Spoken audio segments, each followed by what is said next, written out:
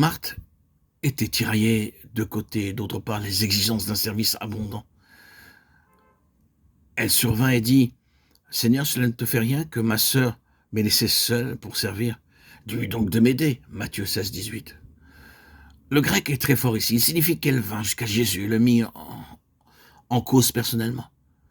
Il sous-entend qu'à ses yeux, c'était lui qui était responsable de la situation. Et s'il avait laissé voir le fond de sa pensée, elle aurait dit: «C'est de ta faute, tu es engagé dans cette affaire et c'est à toi à y mettre ordre.»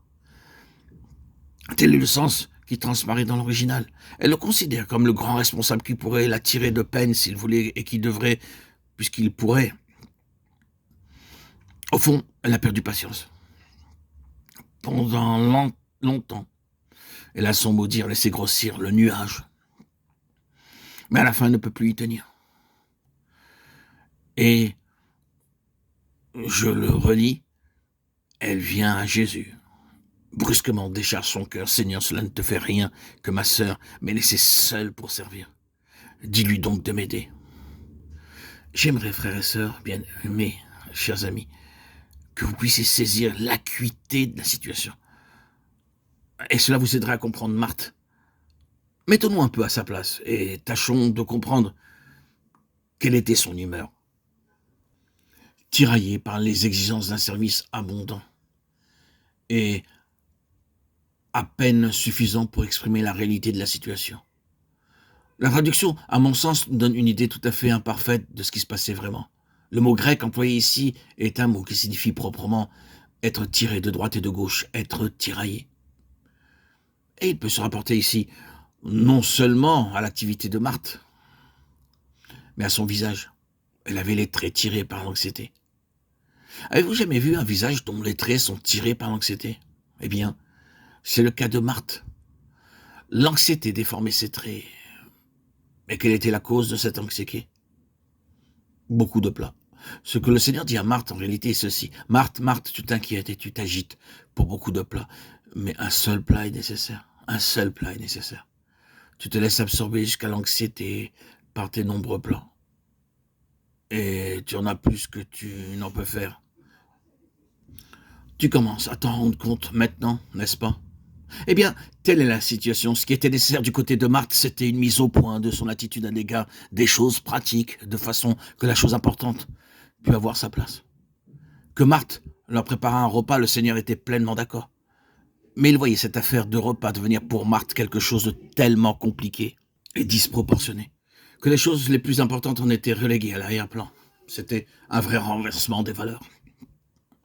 Un repas peut sans doute venir fort à propos, mais prenons garde. Donnez aux choses une place qui soit en rapport avec leur importance. Veillons à ne pas laisser le temporel submerger le spirituel. Ne permettons pas aux choses qui passent de nous inquiéter, de nous absorber, de nous accaparer à tel point que les réalités spirituelles en soient éclipsées. Toutes choses sont bonnes pourvu qu'elles soient à leur place.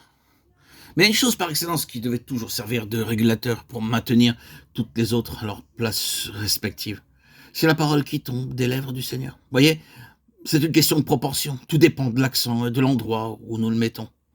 Allons-nous, oui ou non, laisser les choses de cette vie nous occuper, nous dominer, imprimer sur notre visage le masque de l'anxiété ou de l'angoisse, sans donner aux choses essentielles l'occasion dont elles ont besoin pour pouvoir s'imposer?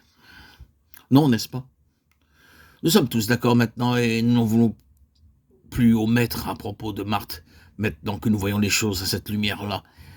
Ce qu'il fallait à Marthe, c'était une réadaptation de toutes choses, en sorte que le terrestre, le temporel, le secondaire, tout en ayant sa place, fut vraiment et resta à sa place, permettant ainsi à l'essentiel de prédominer.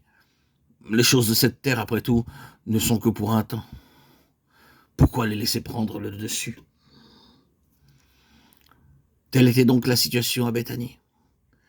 Et dans la maison de Dieu bien-aimé, ce qui importe plus que notre service le plus trépidant, plus que nos efforts les plus fiévreux pour venir à bout des 1001 devoirs de l'activité chrétienne, c'est de se préoccuper de connaître le Seigneur et de lui fournir l'occasion de se faire connaître. Oh, trop souvent, dans ce qu'on appelle l'Église, une activité qui bat son plein n'arrive qu'à couvrir la voix du Seigneur et à exclure sa personne. Nous sommes tellement imbus de l'importance de ce que nous faisons qu'il ne nous vient pas à l'idée que le Seigneur puisse avoir quelque chose de plus important encore à nous dire. Ce qui le satisfait, c'est de nous voir à cette place et dans cette attitude qui révèle une adaptation de notre vie matérielle aux réalités suprêmes. Telle est la leçon que Marthe a à nous donner.